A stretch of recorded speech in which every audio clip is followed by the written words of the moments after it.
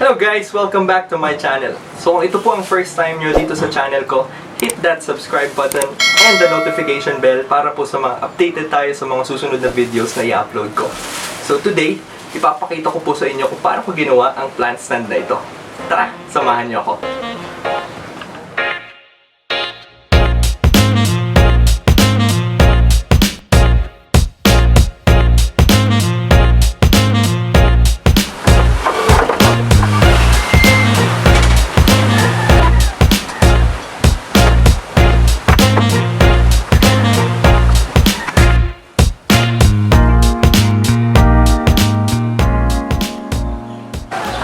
Hi guys!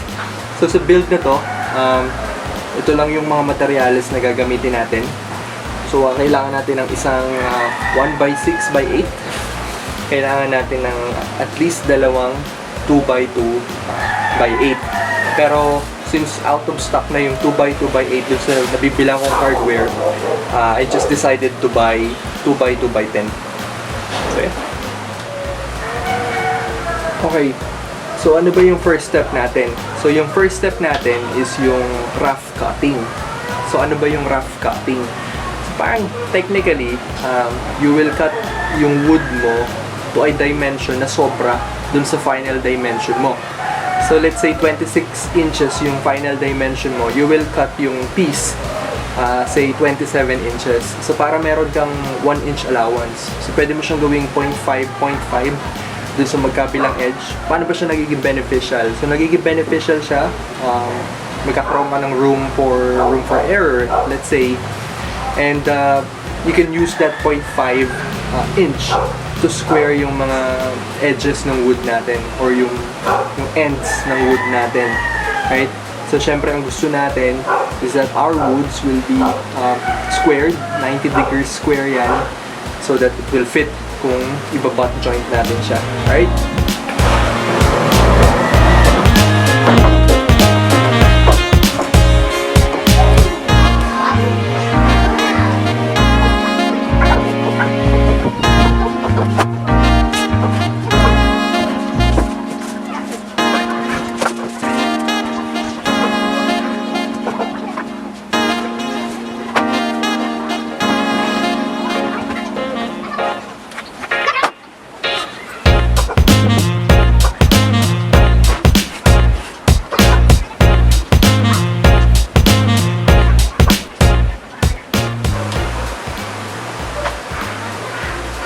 Okay guys, so ngayon, ready na natin siyang putulin. Ito na yung rough cut na tinatawag. So for this one, ang final size na kailangan natin is 9 inches yung length. And then I measured it at 11 inches. So later on, babalikan ko sila to square yung mga edges natin. So ang gagamitin ko pang rough cut is yung aking jig saw. So kung wala po kayong jig saw, a simple lagare would work for this one. Alright? Tara!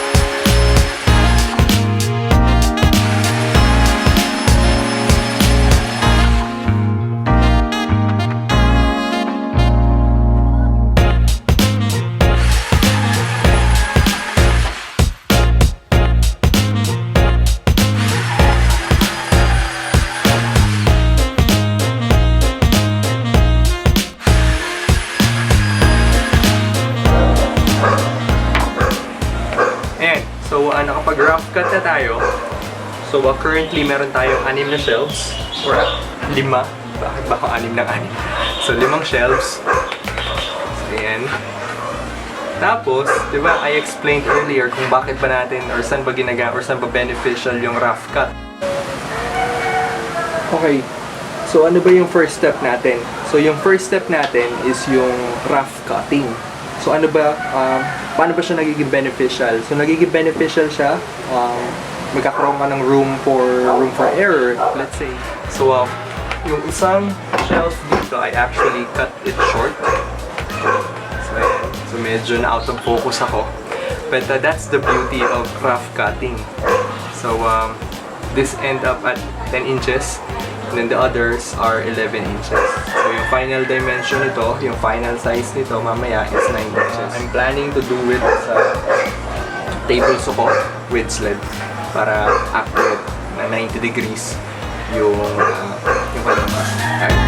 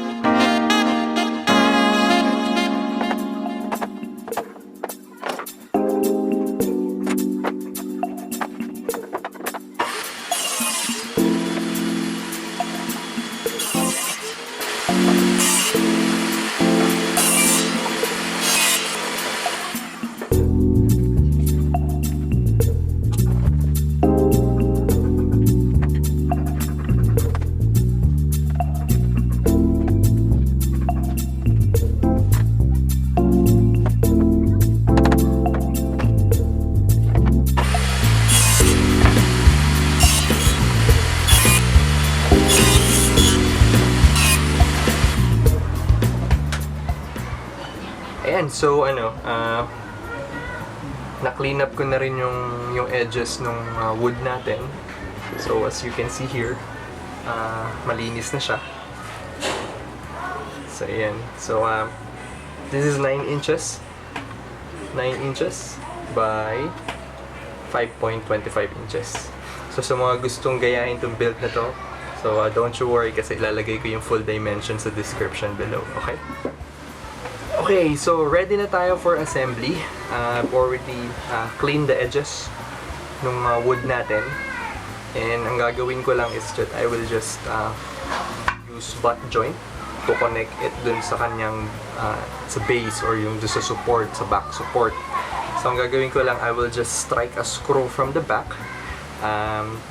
Ipapilot hole lang natin siya. And then dito naman ika-countersink natin siya. So para aesthetically, maganda siya tignan. Ayun, so guys, after natin yung final cut yung mga pieces natin, we're now ready for sanding. So medyo rough yung wood. As you can see here, yung texture niya hindi smooth. Pero yung other side naman, smooth siya. So ang gagawin ko, gamit ako ng 80 grit sandpaper for the side that is not smooth. And then I will use, I'll start with 120 and then I'll end up around 240 siguro. So, ayun.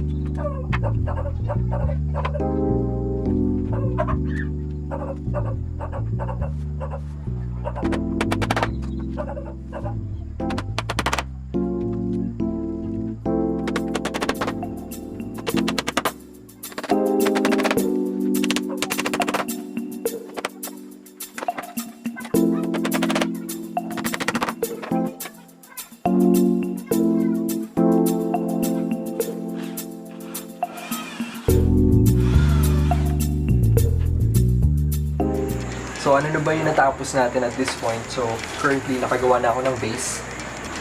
So ayan. So dito ko ilulusot mamaya yung stand for the shelves.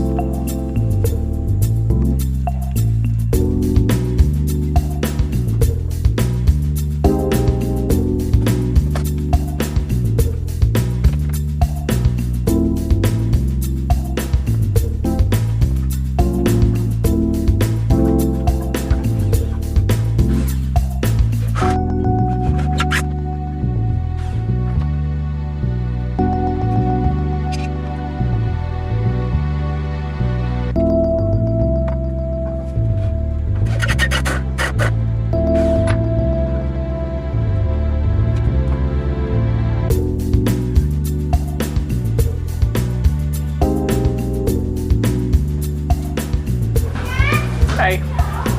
So, ayan. So, naitayo na natin yung plant stand natin as you can see here. Ayan. Alright. So, ano ba yung susunod na step natin? Yung susunod na step natin is yung pagkakabit na ng mga shelves.